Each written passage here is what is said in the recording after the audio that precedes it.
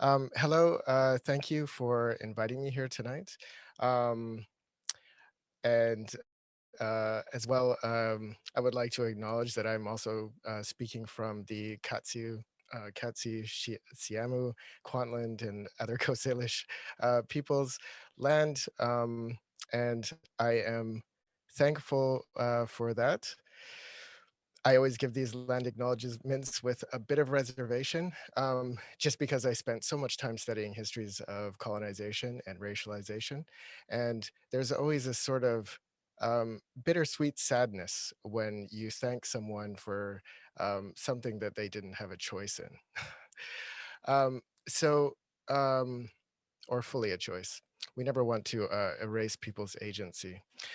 Yeah, but as someone who has studied Black history in British Columbia and have actually, I guess, spent a lot of my academic career studying histories of people who essentially haven't left a large historical record for us to reconstruct their experiences with.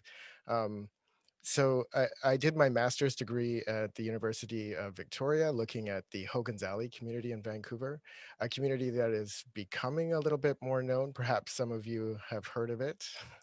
Many of you have probably heard of it at this point. When I was doing my research, even just 20 years ago, far fewer people had heard about it. And in fact, I remember, trying to explain to folks when I was telling them or sharing with them about my research, they were often quite shocked to find out that there was a history of Black presence in British Columbia. Um, which wasn't surprising because it was also a shock to me when I was 20, or actually it was a little bit later because I remember the first, sort of encounter I had with Black history in British Columbia was when I was a good part through a history degree at Simon Fraser University, and I was actually studying, Black history as much as I could at that time. It was difficult to study African history. It's oftentimes, African history is one of those ones that you particularly here is difficult to find professors who might be in alignment with you in terms of their viewpoints and perspectives on that history.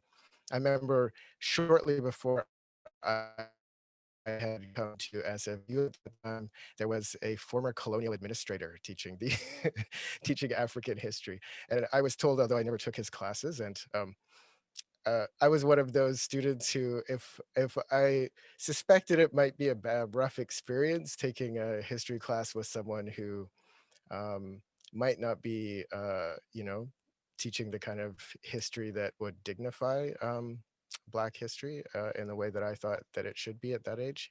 20-year-olds have strong opinions about these things. I would generally avoid their class.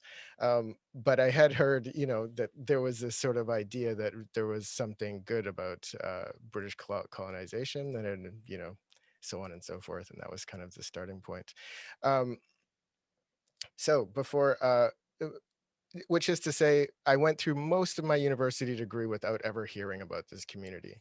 And I come around to this quite a bit just because I think the experience that I had learning about it, about my history finally, and learning a little bit more about Black experience in British Columbia is telling in the way that it was very frustrating.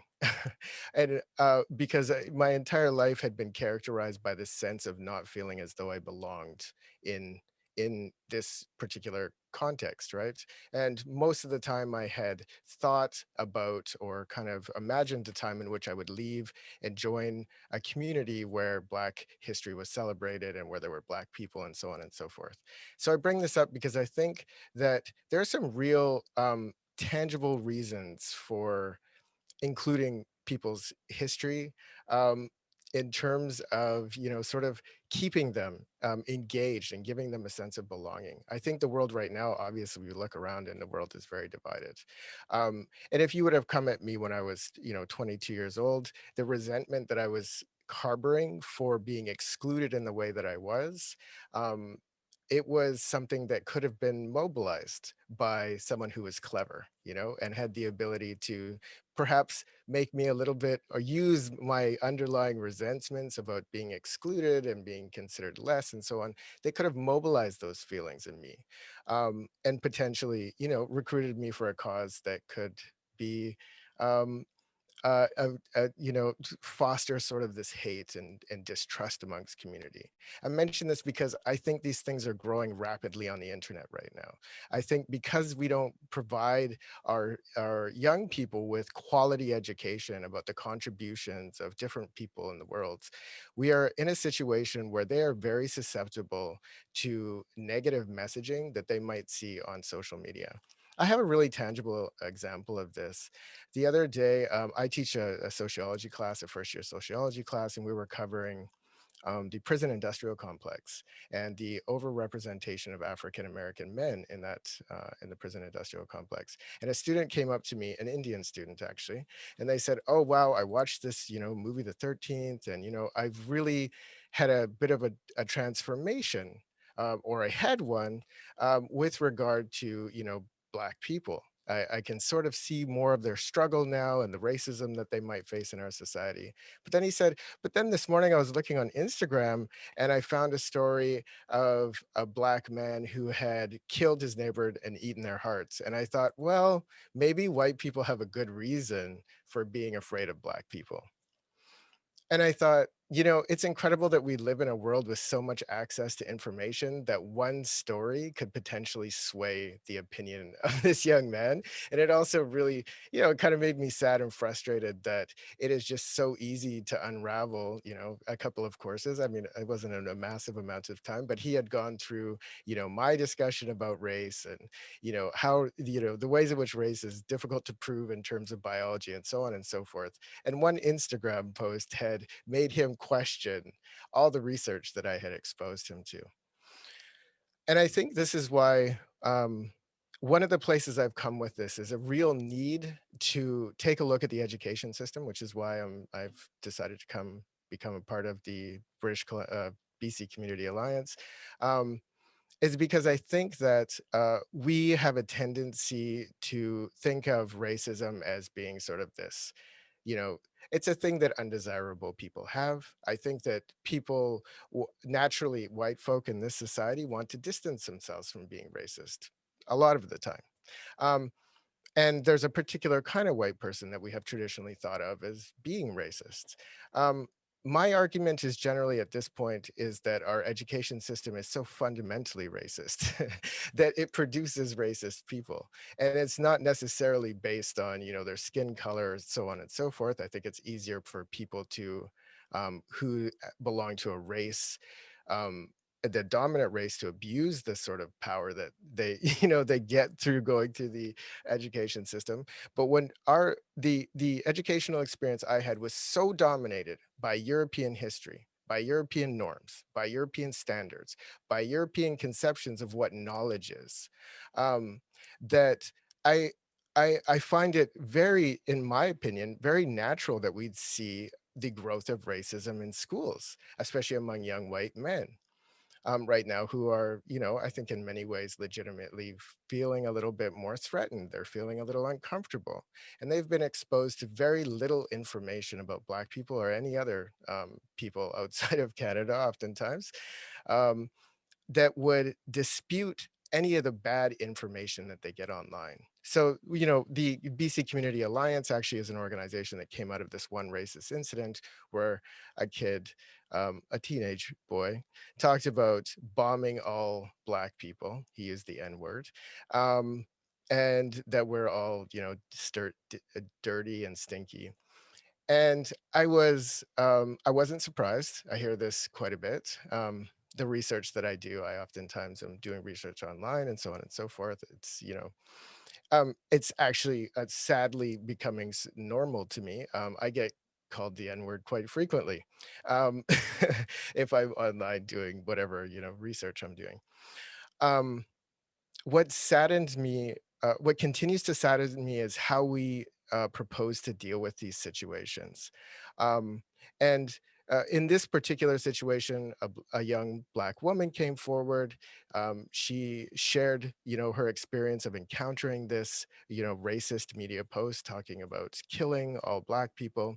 I'm going to wrap this up. Not a lot of time, sorry. Um, and she then suffered a lot of backlash, and there was a lot of conversation about, this child, and we need to punish this child, 15-year-old white person. Um, for me, I uh, I don't want to be a part of change that involves scapegoating 15-year-old boys who are going through all kinds of craziness otherwise, and for in my opinion, don't have a lot of reason to question the information that they get about Black people because it's poor quality information. Um, and I think that what we really need to start looking at in these situations is how does a boy go through, 8 years of an education system and is so ignorant about Black people that he would use these very, very ugly stereotypes like they're all stinky and smelly and stupid. Clearly, if he'd have been exposed to even some basic information about what people of African descent have contributed, or the kind of rich cultural histories that we have, despite the fact that over the past 400 years it's been a bit of a rough go for us. Yeah, I find this sad. So my feeling is now, we need more than curriculum in the education system. We need to rethink how the ideal human that we're actually trying to create with this education system. What are the standards? What are the values? What is knowledge? And how does power accumulate around certain ways of knowing and interacting with the world, i.e., science? Are there other ways? And I think once we start to get at these more fundamental questions, that we will also be, of course, providing all students with a kind of better education, because I think right now our education system is not really keeping up with the times. Um, uh, but I think that we need to focus less on curriculum and more on, let's get people in rooms talking together from different cultural backgrounds when we're trying to come up with new curriculum. I would hate to see a situation in which, a consultancy was hired, they come up with a curriculum for Black history or whatever, they put it in the hands of teachers who are totally ill-equipped to teach it because they've never really thought about Black history or anything else before. Um, and then putting it into a school system where the administrators are ill-equipped to deal with racism, and the students and teachers don't really have anywhere to find support, to teach, to learn, so on and so forth. This is a big problem. It needs to be resourced. So when politicians talk to me about caring about racism, my general response is, where's the resources, where's the support, where's the money? Because until we start actually showing that we actually care by resourcing initiatives that are focused on making real changes in the education system, we are not going to get anywhere. We are going to create situations in which people can build careers, in which people can throw around fancy language with regard to diversity and inclusion, and have not really any understanding of what they mean. I mean, for example, inclusion. Do we really want inclusion? Do we want to be included into a system that has, for the last 300 years, been solely focused on sort of building up white men? That's not the kind of system I want to be included in, actually. Um, a few things like that. So, uh, more systemic change, more resources. Thank you for listening to me.